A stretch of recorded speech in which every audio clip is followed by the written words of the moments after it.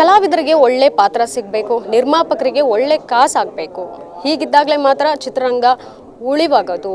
ಜೊತೆಗೆ ಒಂದಷ್ಟು ಜನರಿಗೆ ಹೊಟ್ಟೆಗೆ ಊಟ ಸೇರೋದು, ಊಟನೂ ಸಿಗುತ್ತೆ, ಅನ್ನನೂ ಸಿಗುತ್ತೆ. ಅಂತಹ ಅನ್ನದಾತರು ನಿರ್ಮಾಪಕರು ಕನ್ನಡ ಚಿತ್ರರಂಗದಲ್ಲಿ ಸಾಕಷ್ಟು ಜನ ಇದ್ದಾರೆ. ಸದ್ಯಕ್ಕೆ ಆ ಒಂದು ಪಟ್ಟಿಗೆ ಸೇರೋಕ್ಕೆ ತಮ್ಮ ಚೊಚ್ಚಲ ಸಿನಿಮಾ ನಿರ್ಮಾಪಕರು ನಮ್ಮೊಟ್ಟಿಗೆ ಯಾರಿದ್ದಾರೆ ಅಂತ ಹೇಳಿದ್ರೆ ಮಂಜುನಾಥ್ ಅವರು.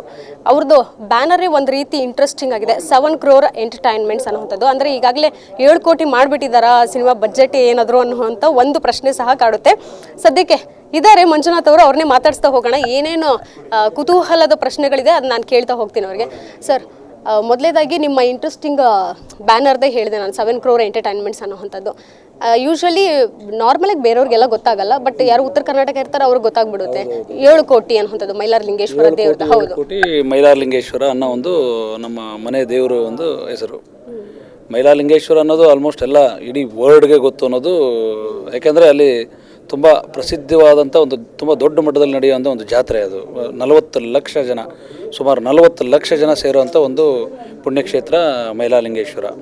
ಅದನ್ನು 7 ಕೋಟಿ ಚಾಂಗುಮಲೋ ಅಂತ ಒಂದು ಆ ದೇವರದೊಂದು ಬಿರುದು. ಆ 7 ಕೋಟಿ ಅನ್ನೋದನ್ನು ನಾನು 7 crore ಎಂಟರ್ಟೈನ್ಮೆಂಟ್ಸ್ ಅಂತೇಳಿ ನನ್ನ ಬ್ಯಾನರ್ಗೆ ನಾಮಕರಣ ಮಾಡಿದ್ದೀನಿ. ಓಕೆ, ಈಗ 7 crores ಅನ್ನೋವಂಥದ್ದು ನಿಮ್ಮ ಬ್ಯಾನರ್ ಇದೆ, ಅದ್ರ ಹೆಸರು ಅದಾಯಿತು. ಇನ್ನು ಸೂರಿ ಲವ್ಸ್ ಸಂಧ್ಯಾ ಸಿನಿಮಾ, ಇದ್ರ ಬಜೆಟ್ ಎಷ್ಟು? ಯೂಶಲಿ ಯಾವುದೇ ನಿರ್ಮಾಪಕರು ಬಜೆಟ್ ಬಗ್ಗೆ ಹೇಳೋಕ್ಕಾಗಲ್ಲ. ಅದು ಏನೋ ಅಂದ್ಕೊಂಡಿರ್ತಾರೆ, ಏನೋ ಆಗಿರುತ್ತೆ. ಅದು ನಮ್ಮ ನಿರೀಕ್ಷೆಗೆ ಮೀರಿ ಹೋಗಿದೆ.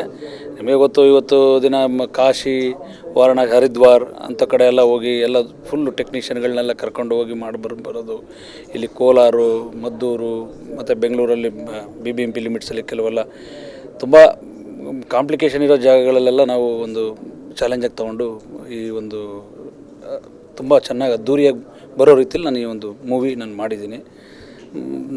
ನನ್ನ ಪ್ರಕಾರ ಈ ಸಿನಿಮಾ ಒಂದು ದೊಡ್ಡ ಮಟ್ಟದ ಯಶಸ್ಸು ನಮ್ಮ ಕಾಶಿನಾಥ್ ಸರ್ ಅವ್ರ ಮಗನಿಗೆ ತಂದುಕೊಡ್ತದೆ ಅಂತ ಹೇಳೋದಕ್ಕೆ ನಾನು ಖುಷಿಯಿಂದ ಹೇಳ್ತೀನಿ. ಯಾಕಂದರೆ ನಮ್ಮ ಉಪೇಂದ್ರ ಸಾಹೇಬರು ಸಿನಿಮಾ ಪೂರ್ತಿ ದುಬೈಯಲ್ಲಿ ನಡೆದಂಥ ಒಂದು ಪ್ರೀಮಿಯರ್ ಶೋ ಅಲ್ಲಿ ನೋಡಿ ಆದಮೇಲೆ ನಮ್ಮ ಗುರುಗಳು ಕಾಶಿನಾಥ್ ಅವ್ರ ಮಗ ಈ ರೇಂಜಲ್ಲಿ ಆ್ಯಕ್ಟಿಂಗ್ ಮಾಡ್ತಾರಂತ ನನಗೆ ಗೊತ್ತೇ ಇರಲಿಲ್ಲ ಅಂಥೇಳಿ ಸುಮಾರು ನನಗೆ ಮಧ್ಯರಾತ್ರಿ 1 ಗಂಟೆ ರಾತ್ರಿ ನನಗೆ ಫೋನ್ ಮಾಡಿ ಕಾಶಿನಾಥ್ ಅವ್ರ ಮಗ ಅಭಿಮನ್ಯು ಅವ್ರ ನಂಬರ್ ತೊಗೊಂಡು ಅವರಿಗೆ ವಿಷಯ ತಿಳಿಸ್ತಾರೆ. ತುಂಬ ಚೆನ್ನಾಗಿ ಮಾಡಿದೆಯಪ್ಪ ನೀನು ಒಂದು ಆ್ಯಕ್ಟಿಂಗು. ನನಗೆ ಆಶ್ಚರ್ಯ. ಆದರೆ ಲಾಸ್ಟ್ ಒಂದು 20 ನಿಮಿಷ ನಮ್ಮ ಮೂವಿ ಏನು ಈ ಕಾಂತಾರ ಲಾಸ್ಟ್ 20 ನಿಮಿಷ ಜನಗಳನ್ನ ಕಟ್ಟಾಕ್ತು, ಒಂದು ರೀತಿಲಿ ಸೈಲೆಂಟ್ ಮಾಡ್ತು. ಅದಕ್ಕಿಂತ ಆ ಒಂದು ರೇಂಜಲ್ಲಿ ನಮ್ಮ ಈ ಒಂದು ಚಿತ್ರ ನಿರ್ಮಾಣ ಬಂದಿದೆ ಅಂತೇಳಿ ನಾನು ಹೇಳಲಿಕ್ಕೆ ಇಷ್ಟಪಡ್ತೀನಿ ಮೇಡಮ್. ನಿಮ್ಮ ಚೊಚ್ಚಲ ನಿರ್ಮಾಣದಲ್ಲೇ ಕಾಶಿನಾಥ್ ಅವರ ಪುತ್ರ ಅಭಿಮನ್ಯು ಅವ್ರಿಗೆ ನಿರ್ಮಾಣ ಮಾಡ್ತಿರೋವಂಥದ್ದು, ಜೊತೆಗೆ ಒಂದು ಜವಾಬ್ದಾರಿ ಸಹ ಇರುತ್ತೆ. ಅಂಥ ಸೂಪರ್ ಸ್ಟಾರ್ ಮಗನಿಗೆ ನಾನು ನಿರ್ಮಾಣ ಮಾಡ್ತಿದ್ದೇನೆ ಅಂದರೆ ಅಷ್ಟು ನ್ಯಾಯ ಒದಗಿಸ್ಕೊಡ್ಬೇಕು ಅನ್ನೋವಂಥದ್ದು ಜವಾಬ್ದಾರಿ ನಿಮ್ಮಲ್ಲಿ ಇದ್ದೇ ಇರುತ್ತೆ. ಯಾಕಂದರೆ ಆಡಿಯನ್ಸ್ ಅಷ್ಟು ಎಕ್ಸ್ಪೆಕ್ಟ್ ಮಾಡ್ತಾ ಇರ್ತಾರೆ, ಅವ್ರ ಫ್ಯಾನ್ಸ್ ಸಹ. ಸೊ ಇದು ಏನು ಹೇಳ್ತೀರಾ ಇದಕ್ಕೆ? ಇಲ್ಲ, ನಾವು ಅದರಲ್ಲಿ 2 ಮಾತಿಲ್ಲ. ಅವರು ಒಂದು ಲೆಜೆಂಡೇ ಡೈರೆಕ್ಟ್ರು ಮಗ, ಅವ್ರಿಗೆ ನಾನು ಒಂದು ಮೂವಿ ಮಾಡ್ತಾಯಿದ್ದೀನಿ ಅಂದರೆ ಯಾವುದರಲ್ಲೂ ನಾನು ಕಾಂಪ್ರಮೈಸ್ ಮಾಡಿಲ್ಲ. ಯಾವುದೇ ಒಂದು ವಿಚಾರದಲ್ಲೂ ನಾವು ಅವ್ರು ಅಂದ್ಕೊಂಡಿದ್ದಕ್ಕಿಂತ ಒಂದು 10 ಪಟ್ಟು ಮೇಲ್ಪಟ್ಟು ನಾನು ಈ ಒಂದು ಚಿತ್ರದಲ್ಲಿ ತೊಡಗಿಸ್ಕೊಂಡು ಅದೇ ರೀತಿ ಬಂಡವಾಳನೂ ನಾವು ಅಂದ್ಕೊಂಡಿದ್ದಕ್ಕಿಂತ ತುಂಬ ದೊಡ್ಡ ಮಟ್ಟದಲ್ಲಿ ಇದರಲ್ಲಿ ಹೂಡಿ ನಾನು ತುಂಬ ಚೆನ್ನಾಗಿ ನಾನು ಈ ಸಿನಿಮಾ ಮಾಡಿದ್ದೀನಿ ಅಂತ ಹೇಳೋಕ್ಕೆ ಈ ಸಂದರ್ಭದಲ್ಲಿ ಹೇಳಲಿಕ್ಕೆ ಇಷ್ಟಪಡ್ತೀನಿ. ನೀವಾಗಲೇ ಸ್ಟೇಜ್ ಮೇಲೆ ಒಂದು ಮಾತು ಹೇಳಿದ್ರಿ, ಸಿನಿಮಾಗೆ ನಿರ್ಮಾಣ ಮಾಡೋದು ಬೇಡ, ಎಲ್ಲ ದುಡ್ಡೆಲ್ಲ ಹೋಗ್ಬಿಡ್ತೇನೋ, ಕಳ್ಕೊಂಡ್ಬಿಡ್ತೀವೇನೋ ಅಂತ ಒಂದಷ್ಟು ಜನ ಹೆದರ್ಸಿದ್ರಂತೆ ನಿಮಗೆ. ಆ ಕ್ಷಣಕ್ಕೆ ಏನು ಅನಿಸಿತ್ತು? ಆದರೆ ಇವತ್ತು ಈ ವೇದಿಕೆ ಮೇಲೆ ನಿಂತ್ಕೊಂಡು ಒಂದು ಸಿನಿಮಾ ಕಂಪ್ಲೀಟ್ ಆಗಿ ಒಂದು ಟೀಸರ್ ರಿಲೀಸ್ ಮಾಡಿದ್ಮೇಲೆ ಏನು ಅನ್ನಿಸ್ತಿದೆ? ಯೂಶಲಿ ಸಿನಿಮಾ ವಿಚಾರಕ್ಕೆ ಬಂದಾಗ ನಾವು ಬಿಲ್ಡರ್, ನಾನು ಇವರು ಸಿನಿಮಾಗೆ ಹೋಗಿದ್ದಾನೆ, ನಾಳೆಯಿಂದ ಅವನು ಫುಲ್ಲು ಝೀರೋ ಆಗ್ಬಿಡ್ತಾನೆ, ಸಿನಿಮಾಗೆ ಹೋದವರೆಲ್ಲ ಹಾಳಾಗ್ತಾರೆ ಅನ್ನೋ ಒಂದು ಭ್ರಮೆಯಲ್ಲಿ ಕೆಲವರು ಇದ್ದಾರೆ. ಸುಮಾರು ಜನ ನನಗೆ ಆ ಮಾತನ್ನು ಹೇಳಿದರು. ನಾನು ನನ್ನದೇ ಆದ ಒಂದು ಡೆಡಿಕೇಶನ್, ನಾನು ಸಿನಿಮಾ ಮಾಡಬೇಕು, ನನ್ನ ಪ್ಯಾಷನ್ ಮಾಡಬೇಕು. ನಾನು ಅದರಲ್ಲಿ ಬೇರೆ ರೀತಿ ಶೋಕಿ ಮಾಡೋಕ್ಕೆ ನಾನು ಸಿನಿಮಾ ಬರಲಿಲ್ಲ. ನೋಡಿ, ಒಂದು ನಿರ್ಮಾಪಕರು ಒಬ್ಬ ಊಟ ಹಾಕ್ತಾರೆ ಅಂತಂದರೆ 100 ಜನಕ್ಕೆ ಒಂದು ಕೆಲಸ ಸಿಗುತ್ತೆ, ಒಂದು ಎಲ್ಲರದು ಒಂದು ಒಳ್ಳೆ ನಿಟ್ಟಿನಲ್ಲಿ ಹೋಗುತ್ತೆ. ನಿರ್ಮಾಪಕರ ಕೆಲಸ ಏನು, ನಾನೊಂದು ಡೆಡಿಕೇಶನ್ ಹಾಕಿ ಈ ಒಂದು ಸಿನಿಮಾದಲ್ಲಿ ತುಂಬ ಆನೆಸ್ಟಾಗಿ ಕೆಲಸ ಮಾಡಿದ್ದೀನಿ, ಆನೆಸ್ಟಾಗಿ ಬಂದು ಸಿನಿಮಾನ ಮುಗಿಸ್ಕೊಟ್ಟಿದ್ದೀನಿ ಅಂತ ಹೇಳೋಕ್ಕೆ ಎಲ್ಲ ನಮ್ಮ ಸಿನಿಮಾ ಟೆಕ್ನಿಷಿಯನ್ಸು, ನಮ್ಮ ಕಲಾವಿದರಿರ್ಬೋದು, ಪ್ರತಿಯೊಬ್ಬರೂ ಅವ್ರವ್ರ ಇದಕ್ಕೆ ಶಕ್ತಿ ಮೀರಿ ಕೆಲಸ ಮಾಡಿದ್ದಾರೆ. ಇದರಲ್ಲಿ ಅವ್ರದ್ದೇ ಆದಂಥ ನಮ್ಮದೇ ಬ್ಯಾನರ್ ಅನ್ನೋ ಲೆಕ್ಕಾಚಾರದಲ್ಲಿ ಎಲ್ಲ ಟೆಕ್ನಿಷಿಯನ್ಸು ಇದರಲ್ಲಿ ಕೆಲಸ ಮಾಡಿದ್ದಾರೆ ಮೇಡಮ್. ಉಪೇಂದ್ರ ಅವರ ಜೊತೆಗೆ ಈ ಕನ್ನಡ ಚಿತ್ರರಂಗದಲ್ಲಿ ನಿಮಗೆ ಯಾರು ಬಹಳಷ್ಟು ಆಪ್ತರಿದ್ದಾರೆ? ಈ ಸ್ಟಾರ್ಸ್, ಸೆಲೆಬ್ರಿಟೀಸ್ ಇರ್ಬೋದು, ಬೇರೆ ಗಣ್ಯರು ಇರ್ಬೋದು. ಇಲ್ಲ, ನನಗೆ ಉಪೇಂದ್ರ ಸಾಹೇಬರು ನನಗೆ ಮಾಧ್ಯಮದವರು ಪರಿಚಯ ಮಾಡಿಕೊಟ್ಟಿದ್ದೆ ನನ್ನ ಬಿಸ್ನೆಸ್ ಪಾರ್ಟ್ನರ್ KT ಮಂಜು ಅಂತ ಅಂದ್ಬಿಟ್ಟು. ನನಗದೊಂದು ಖುಷಿ. ಅದರಲ್ಲೂ ದುಬೈಯಲ್ಲಿ ದ್ವಾರಕೇಶ್ ಅಂತೇಳಿ ನನಗೊಂದು ಬಿರುದು ಕೊಟ್ಟರು. ಅವ್ರು 50 ಪಿಕ್ಚರ್ ಮಾಡಿದ್ರು, ನೀವು 56 ಪಿಕ್ಚರ್ ಮಾಡಬೇಕು, 1000 ಕೋಟಿ ಬಜೆಟ್ ಫಿಲಮ್ ಮಾಡಬೇಕು ಅಂತೇಳಿ ನನಗೆ ಆಶೀರ್ವದಿಸಿದರು. ಅದೊಂದು ಭಾರಿ ಖುಷಿ. ಅವ್ರ ಬಾಯಾರಿಕೆ ಥರನೇ ಆಗಲಿ ಅಂತ ನಾನು ದೇವರಲ್ಲಿ ಪ್ರಾರ್ಥನೆ ಮಾಡ್ತೀನಿ. ಆದರೆ ಅಷ್ಟು ದೊಡ್ಡ ಸ್ಟಾರು ನಮ್ಮನ್ನು ಒಪ್ಕೊಂಡಿರೋದೊಂದು ದೊಡ್ಡ ವಿಚಾರ.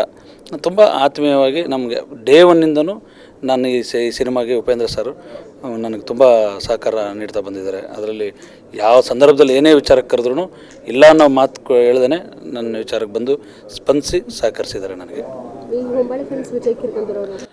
ಅದು ನನಗೆ ರಿಯಲ್ ಎಸ್ಟೇಟಲ್ಲಿ ಅವ್ರನ್ನ ನಾನು ತುಂಬ ಹತ್ರದಿಂದ ನೋಡಿದ್ದೀನಿ. ತುಂಬ ಜೆಂಟ್ಲ್ಮ್ಯಾನ್, ಡೌನ್ ಟು ಅರ್ತ್. ಅವರು ಅಷ್ಟು ದೊಡ್ಡ ನಿರ್ಮಾಪಕರು, ಅಷ್ಟು ಸಾವಿರಾರು ಕೋಟಿ ಇದು ಮಾಡೋ ಆ ಥರ ಆ ವ್ಯಕ್ತಿ ಇಲ್ಲ. ಈಸ್ ತುಂಬ ಅಂದರೆ ತುಂಬ ಒಳ್ಳೆ ವ್ಯಕ್ತಿ, ಸಾಧಾರಣವಾಗಿರೋವಂಥ ವ್ಯಕ್ತಿ. ಅಷ್ಟು ದೊಡ್ಡವರು ಅಷ್ಟಿದು ಅನ್ನೋ ಲೆಕ್ಕಾಚಾರದಲ್ಲಿ ಆ ವ್ಯಕ್ತಿನೂ ಇಲ್ಲ ಅಂತಂತ ನಾನು ಹೇಳಲಿಕ್ಕೆ ಇಷ್ಟಪಡ್ತೀನಿ. ತುಂಬ ಸಿಂಪಲ್ ಮ್ಯಾನ್ ವಿಜಯ್ ಸರ್.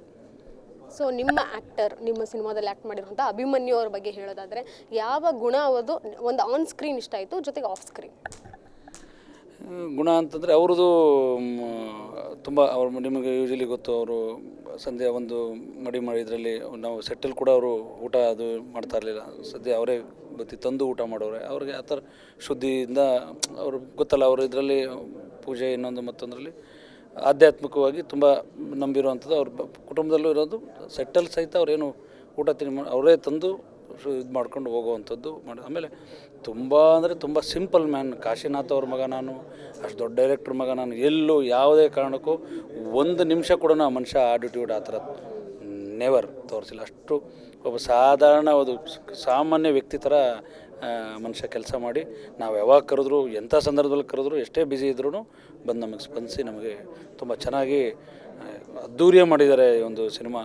ಎಲ್ಲ ಥಿಯೇಟ್ರಲ್ಲಿ ಹೋಗಿ ನೋಡಿದ್ರೆ ಕಾಶಿನಾಥ್ ಅವರೇ ಬಂದು ಆ ಒಂದು ಸಿನಿಮಾ ಮಾಡ್ತಾಯಿದ್ದಾರೆ ಅನ್ನೋ ಲೆಕ್ಕಾಚಾರದಲ್ಲಿ ಆ ಒಂದು ಸಿನಿಮಾ ನಿರ್ಮಾಣ ಆಗಿ ಬಂದಿದೆ ಮೇಡಮ್. ಸರ್, ಈಗ ನೀವೇ ಹೇಳಿದ್ರಿ ನಿರ್ಮಾಣ ಮಾಡಬೇಕಾದ್ರೆ ನೋಡ್ಕೊಂಡು ಮಾಡಬೇಕು ಅನ್ನೋವಂಥದ್ದು. ಯಾಕಂದರೆ ಹೇಳಿದರೆ ಯಾವ ಕೈ ಸುಟ್ಟೋಗುತ್ತೆ ಗೊತ್ತಾಗಲ್ಲ. ಒಂದೊಂದು ಸಲ ಕಂಟೆಂಟ್ ಚೆನ್ನಾಗಿದ್ರೂ ಅದೃಷ್ಟವಶ ಅದೇನಾದರೂ ಚೆನ್ನಾಗಿದ್ದರೆ ಮೇಲೆ ಎತ್ಕೊಂಡು ಹೋಗ್ಬಿಡುತ್ತೆ. ನೀವು ಯಾವ ರೀತಿ ಪ್ರಿಪೇರ್ ಆಗಿ ಬಂದಿದ್ದೀರಿ ಈ ಒಂದು ಸಂಸ್ಥೆ ನಿರ್ಮಾಣ ಮಾಡಬೇಕು ಅನ್ನೋವಂಥದ್ದು? ಅಂದರೆ ನಾನು ಹಿಟ್ಟಾದರೂ ಓಕೆ, ಫ್ಲಾಪ್ ಆದರೂ ಓಕೆ, ಕುಗ್ಗದೆ ಮುಂದೆ ಹೋಗ್ತೀನಿ ಅನ್ನೋ ರೀತಿ ಬಂದಿದ್ದೀರಾ, ಹೇಗೆ ಅನ್ನೋ ಥರ ನಿಮ್ಮ ಮನಸ್ಥಿತಿ ಎಷ್ಟು ಬ್ಯಾಲೆನ್ಸ್ ಆಗಿದೆ? ನಿಜ, ನಾನು ಈ ಸಿನಿಮಾ ಗೆಲ್ಲುತ್ತೆ ಅನ್ನೋದು ಎಲ್ಲ ನಿರ್ಮಾಪಕರದು ಯೂಶಲಿ ಇರೋವಂಥದ್ದು. ಸಿನಿಮಾ ಗೆಲ್ಲೋದು ಬಿಡೋದು ಪ್ರೇಕ್ಷಕರ ಕೈಲೈತೆ. ಯಾವೆಲ್ಲ ಈ ಸಿನಿಮಾನ ಒಂದೇ ಒಂದು ಶೋ ಅಲ್ಲಿ ಪ್ರೇಕ್ಷಕರು ನಿರ್ಧಾರ ಮಾಡಿಬಿಡ್ತಾರೆ ಇವತ್ತಿನ ಇದರಲ್ಲಿ. ನನ್ನ ಸಿನಿಮಾ ನಾನು ಫುಲ್ಲು ಕೂತು ನೋಡಿದ್ದೀನಿ, ತುಂಬ ಜನಕ್ಕೆ ಇಷ್ಟ ಆಗುತ್ತೆ ಅನ್ನೋದು ನನ್ನ ನಂಬಿಕೆ ಇದೆ. ಅದರಲ್ಲೂ ತುಂಬ ಚೆನ್ನಾಗಿ ಅದ್ಭುತವಾಗಿ ಮೂಡಿ ಬಂದಿರೋದ್ರಿಂದ ಜನ ಇಷ್ಟಪಡ್ತಾರೆ ನನ್ನ ಮೂವಿ. ನಾನು ಮಾಡಿರೋ ಕೆಲಸದಲ್ಲಿ ಇವತ್ತಿನವರೆಗೂ ನಾನು ಸೋತಿಲ್ಲ, ಇದರಲ್ಲೂ ನಾನು ಸೋಲಲ್ಲ ಅಂತ ಅನ್ನೋದು ಭಗವಂತ ನನಗೆ ಬಲಭಾಗದಲ್ಲಿ ನಿಂತು ನನಗೆ ಕೊಂಡೊಯ್ತಾನೆ. ಆದರೂ ಇದರಲ್ಲಿ ಸೋಲು ಗೆಲುವು ಅದು ಮಾಮೂಲಿ, ಎಲ್ಲ ಬಿಸ್ನೆಸ್ಸಲ್ಲೂ ಸೋಲು ಗೆಲುವು ಇದ್ದೇ ಇರುತ್ತೆ. ನಾನು ಸೋತರೂ ನಾನು ಸಿನಿಮಾ ನಿರ್ಮಾಣದಲ್ಲಿ ಇರ್ತೀನಿ. ಇನ್ನು ಮುಂದಕ್ಕೂ ನಾನು ಏನು ನನ್ನ ಕೈಲಿ ಏನು ಸಾಧ್ಯ ಇದೆ ಸಿನಿಮಾ ರಂಗಕ್ಕೆ, ಆ ಸರಸ್ವತಿ ನನ್ನ ಯಾವ ರೀತಿ ಬರಮಾಡ್ಕೊಂತಾಳೆ, ಯಾವ ರೀತಿ ಆ ತಾಯಿ ನನ್ನ ಮಡಲಲ್ಲಿ ಇಟ್ಕೊಂತಾಳೆ ಅನ್ನೋದ್ರ ಬಗ್ಗೆ ಮಹಾತಾಯಿ ಸರಸ್ವತಿಗೆ ಬಿಟ್ಟಂಥ ವಿಚಾರ. ಅದರ ಮೇಲೆ ನನ್ನ ಕೆಲಸ ಏನಿದೆ ಆನೆಸ್ಟ್ಲಿ ನನ್ನ ಒಂದು ಚಿತ್ರ ನಿರ್ಮಾಣ ಒಂದು ಕೆಲಸನ ನಾನು ಮಾಡ್ಕೊಳ್ತಾ ಹೋಗ್ತೀನಿ. ಈಗೆಲ್ಲ ಸಂಸ್ಥೆಗಳನ್ನು ನೀವು ನೋಡ್ತೀರ, ನಿರ್ಮಾಣ ಸಂಸ್ಥೆಗಳನ್ನು, ಹೊಂಬಾಳೆ ಸಂಸ್ಥೆ ಇರ್ಬೋದು, ಮತ್ತೊಂದು ಸಂಸ್ಥೆ ಇರ್ಬೋದು, ಎಲ್ಲ ಒಂದು ರೀತಿ ಟಾಪ್ ಬ್ರ್ಯಾಂಡ್ ಅನ್ನುವಂಥದ್ದು ಕ್ರಿಯೇಟ್ ಮಾಡಿಬಿಟ್ಟಿದೆ. ಈಗ ನಿಮ್ಮದು 7 crore ಅನ್ನುವಂಥದ್ದು ಟೈಟಲ್ ತುಂಬ ಸಿಕ್ಕಾಪಟ್ಟೆ ಕ್ಯಾಚಿ ಆಗಿದೆ, ಬ್ರ್ಯಾಂಡ್ ಅನ್ನೋ ರೀತಿ ಕಾಣಿಸ್ತಾ ಇದೆ. ನೀವು ಯಾವ ರೀತಿ ಇದನ್ನು ತೊಗೊಂಡು ಹೋಗಬೇಕು ಅನ್ನೋಂಥ ಒಂದು ಏನಾದರೂ ಸ್ಟ್ರಾಟಜಿ ಇರಬಹುದು ಅಥವಾ ಪ್ಲ್ಯಾನ್ಸ್ ಇರ್ಬೋದು ಮಾಡ್ಕೊಂಡಿದ್ದೀರಾ? ನೋಡಿ, ಇದು ನಂದು ಒಂದು ತುಂಬ ಒಂದು ದೊಡ್ಡ ಮಟ್ಟದ ಪ್ರಯತ್ನನೇ ಇದು. ನನ್ನ ಮೊದಲನೇ ಸಿನಿಮಾ ಆದ್ರೂ ಒಂದು ದೊಡ್ಡ ಮಟ್ಟದಲ್ಲಿ ನಾನು ಮಾಡಿದ್ದೀನಿ. ದೊಡ್ಡ ಮಟ್ಟದಲ್ಲಿ ಒಂದು ಹೂಡಿಕೆನೂ ನಾನು ಇದರಲ್ಲಿ ಹೂಡಿದ್ದೀನಿ. ಆದರೂ ಸಹಿತ ಇನ್ನು ಮುಂದಕ್ಕೆ ಒಳ್ಳೊಳ್ಳೆ ಒಂದು ಸಿನಿಮಾ ನಾನು ಕೊಡಬೇಕು, ಸಿನಿಮಾ ರಂಗದಲ್ಲಿ ಪರ್ಮನೆಂಟಾಗಿ ನಾನು ಉಳಿಬೇಕು ಅಂತ ನಾನು ಬಯಸ್ಕೊಂಡು ಇಲ್ಲಿ ಬಂದಿದ್ದೀನಿ. ಯಾವುದೇ ಶೋಕಿ ಮಾಡೋಕ್ಕೆ ನಾನು ಸಿನಿಮಾ ರಂಗಕ್ಕೆ ನಾನು ಬಂದಿಲ್ಲ. ನಾನೇನು ನನ್ನ ಒಂದು ಕೆಲಸ ಒಂದು ರಿಯಲ್ ಎಸ್ಟೇಟಲ್ಲಿ ಎಷ್ಟು ನಿಷ್ಠೆಯಿಂದ ಇದ್ದೀನಿ, ಸಿನಿಮಾ ರಂಗದಲ್ಲೂ ಅಷ್ಟೇ ನಿಷ್ಠೆಯಿಂದ ನಾನು ಮುಂದಕ್ಕೆ ನಾನು ಕೆಲಸ ಮಾಡ್ಕೊಂಡು ಹೋಗ್ತೀನಿ ಅಂತೇಳಿ ಈ ಸಂದರ್ಭದಲ್ಲಿ ಇಷ್ಟಪಡ್ತೀನಿ. Thank you sir. ಇದಿಷ್ಟು ನಿರ್ಮಾಪಕ ಮಂಜುನಾಥ್ ಅವರ ಮಾತಾಗಿತ್ತು. ಕ್ಯಾಮರಾಮನ್ ಅಭಿಷೇಕ್ ಜೊತೆ ಕೀರ್ತಿ ಪಾಟೀಲ್, ಸಮಯ ನ್ಯೂಸ್, ಬೆಂಗಳೂರು.